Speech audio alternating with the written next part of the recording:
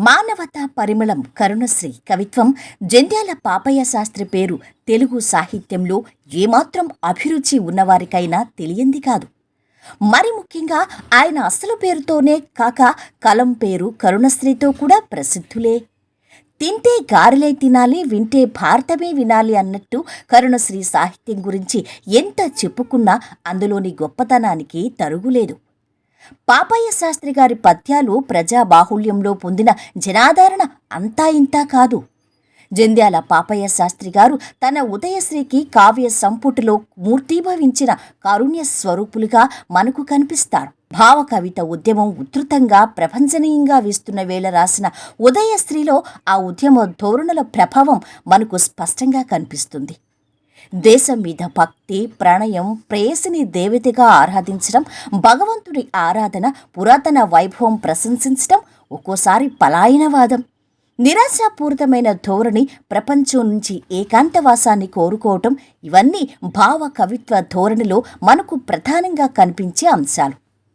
ఈ కవిత్వం అంతా ప్రధానంగా ఆత్మాశ్రయ కవిత్వంగా ఉంటుంది. జంధ్యాల పాపయ్య శాస్త్రి గారి ఉదయశ్రీ రచన భావ కవిత్వానికి ఎత్తిన జయ పతాకం. అందుకే ఆ ఛాయలన్నీ ఈ సంపుటిలో మనకు కనిపిస్తాయి. దేశభక్తిని కలిగి ఉండటం, దేశాన్ని కన్నతల్లిగా భావించటం, తల్లి రుణం తీర్చుకోవటం వంటి భావనలు భావ కవిత్వంలో ప్రముఖంగా కనిపించే విషయాలు. అలాగే పురాతనమైన మన సంస్కృతి పట్ల అభిమానాన్ని వ్యక్తపరచటం, కీర్తించటం కూడా. ఈ ధోరణిలో తెలుగు తల్లి, స్వేచ్ఛా పుష్పాలు, మాతృశ్రీ, నవవధువు వంటి కవితలు కనిపిస్తాయి.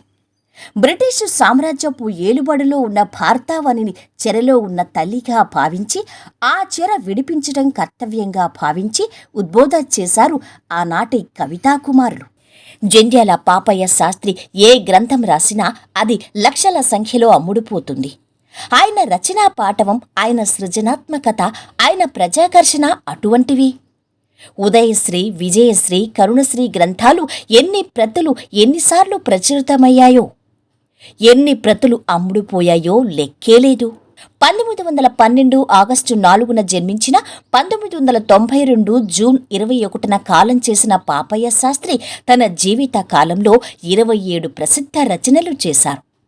ఆయన తన ప్రతి రచనలోనూ కరుణరసాన్ని అద్భుతంగా పండించిన సార్థక కలంధేరుడయ్యాడు. కరుణశ్రీ రాసిన ప్రతి పద్యకావ్యం పాఠకుల్ని ఉన్నత స్థాయి ఆధ్యాత్మిక చింతనకు దారి చూపిస్తుంది. అదే సమయంలో సమాజంలోని కష్టనష్టాలు, దుస్థితుల లోతులోకి తీసుకువెళ్తుంది. ఆ తర్వాత సామాజిక సమస్యలకు కొన్ని పరిష్కార మార్గాలు చూపిస్తుంది. శాంతి, సామరస్యం, సహజీవనం వంటి గుణాలతో జీవితాన్ని నేర్పిస్తూనే సామాజిక న్యాయాన్ని, మానవతా విలువల్ని రంగరించి పోస్తుంది. ఆయన రచనలను ఆశాంతం ఔపోసన పట్టిన వారికి ఆయన సంప్రదాయానికి, ఆధునికతకు వారధిగా కనిపిస్తారు. సామాజిక స్పృహకు, ఆధ్యాత్మిక చింతనకు ఆయన తన రచనల ద్వారా పొంతనను సృష్టిస్తారు.